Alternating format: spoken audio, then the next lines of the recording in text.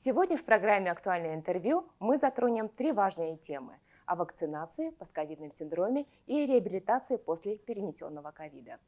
Гость нашей студии Елена Владимировна Балера, кандидат медицинских наук, врач-андролог, уролог, один из опытных специалистов санатория Бесчагда. Елена Владимировна, добрый день. Добрый день. Сегодня мы начнем разговор, наверное, с самой злободневной темы вакцинации. Какие мифы вы слышали о вакцинации, какие из них вы можете опровергнуть как практикующий врач? Например, о чипировании, о том, что вакцинация влияет на репродукцию человека.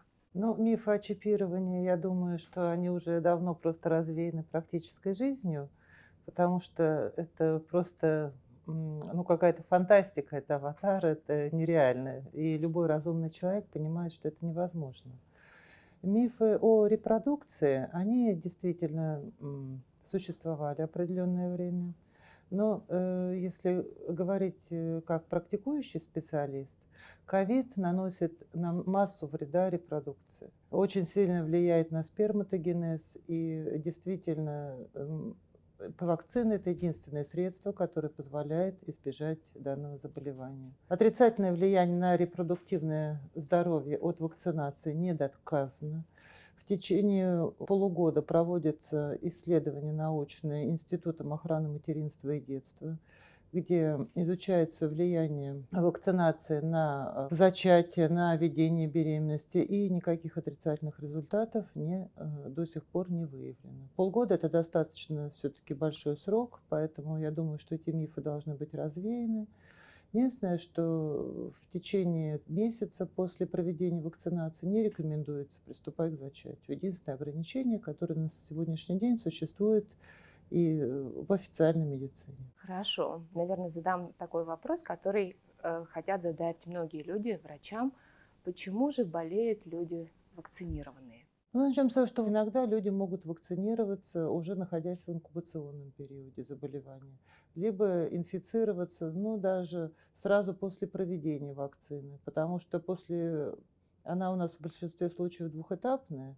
Первая инъекция, через 3 недели вторая инъекция. Человек ставит первую инъекцию, сразу впадает в расслабление, идет гулять, вместо того, чтобы 3 дня побыть все-таки на изоляции и побыть дома, внимательнее отнестись к своему здоровью. И в этот момент наступает инфицирование вирусом, а иммунная система еще не готова к тому, чтобы защитить достойно организм хозяина. Поэтому и бывают эти случаи. Но вместе с тем большинство вакцинированных переносят заболевание в более легкой форме. Единичные случаи попадают в реанимационные отделения, поэтому эффективность есть в любом случае. Что такое постковидный синдром и у каких пациентов чаще всего он возникает? Постковидный синдром развивается даже у пациентов, которые перенесли легкую форму заболевания. И в настоящее время отмечается, что он может развиться не только сразу после выписки из стационара или после получения отрицательного ПЦР-теста. Есть и отсроченные, поздние формы, так сказать, постковидных синдромов, которые начинают появляться через 3-6 месяцев после перенесенного заболевания. Во-первых, идет утяжеление течения хронических заболеваний, которые имелись у человека, допустим, перед болезнью. Заболевания, особенно сердечно-сосудистой системы. Отмечено, что в группе пациентов, перенесших ковид, их наблюдали в течение полугода и сравнивали с группой неболевших. Вот в этой группе смертность возросла почти в 2 раза. Именно от тромбозов, от сердечно-сосудистых заболеваний. То есть они принимают более тяжелые течения. А второе – это постковидный синдром. Есть еще такое понятие качества жизни. Вирус является нейротропным, часто поражает нервную систему. И мышечные боли, суставные боли, нарушение сна, головокружение, изменение памяти – это может беспокоить пациентов очень долго. В связи с поражением головного мозга могут развиваться и изменения в эндокринной системе. В частности, если мы приходим к репродуктологии, то нарушается выработка ЛГ и ФСГ, основных гормонов гипофиза, которые потом определяют выработку тестостерона в организме мужчин. Поэтому очень часто мы сталкиваемся потом с андрогенодефицитным состоянием. Тестостерон снижается до очень низких цифр и сложновато восстанавливается. Но это еще наблюдения начальные, которые нуждаются, конечно, в дальнейшем изучении, в изучении нашими кафедрами, научными институтами. Вот, поэтому постковидный синдром, вот самое главное, что мне хотелось бы отметить, что постковидный синдром не выбирает себе пациентов. Он развивается практически у 80% перенесших это заболевание, независимо от формы. Это может быть и легкая форма, это может быть и тяжелая форма, но он будет в большом проценте случаев. И поэтому, в принципе, все пациенты, перенесшие ковид, нуждаются в реабилитации. В санатории Бесчагда разработана программа по реабилитации пациентов постковид. Расскажите об этом поподробнее. Эту программу мы взяли за основу рекомендации, сделанные Федеральным медико-биологическим агентством в плане реабилитации пациентов, перенесших ковид. И максимально ее адаптируем к условиям санаторным. Сейчас у нас, правда, идет еще перепрофилирование именно в реабилитационный центр. Это расширение лицензии. Поэтому мы сможем оказать помощь пациентам по большему количеству направлений. В настоящее время мы можем оказать реабилитацию пациентам в направлении неврологии, если преобладают неврологические нарушения или поражение суставов, боли в суставах. У нас работают очень хорошие сейчас там остеопаты, мануальные терапевты. Привлекли специалистов из Москвы в плане кардиологии. В плане урологии вот только начинаем продвигать им программу с определением тестостерона и возможностью андрологической коррекции. Сейчас идет закупка оборудования, и мы будем предоставлять им полный комплекс всех услуг. Не просто подышали в пещере, сходили на ЛФК. Будут работать с ними все специалисты, и психотерапевты. И программа будет очень насыщенная, на двухнедельная. Я познакомилась с пациентами, которые приезжают из Якутии. Это многие возрастные уже пациенты, и у многих идет патология суставов. Мы это приняли во внимание, и поэтому сейчас у нас в центр оснащается, уже прибыл современный ультразвуковой денситометр, который будет позволять определять плотность костной ткани. И мы хотим привлечь специалистов из Института геронтологии для того, чтобы запустить полностью программу реабилитации суставной патологии, чтобы артрозы отступили от жителей Якутии.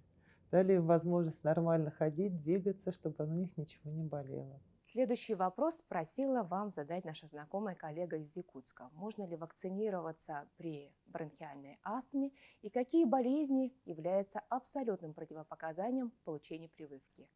Астма относится к аллергическим заболеваниям. Поэтому решение о невозможности проведения вакцинации для больных аллергиков должен принимать врач-аллерголог. Дело в том, что вакцина все-таки содержит определенные химические компоненты, консерванты. Да? Может быть у пациентки быть непереносимость именно этих компонентов. Это знает лучше всего ее лечащий врач. А то же самое касается пациентов с хроническими заболеваниями.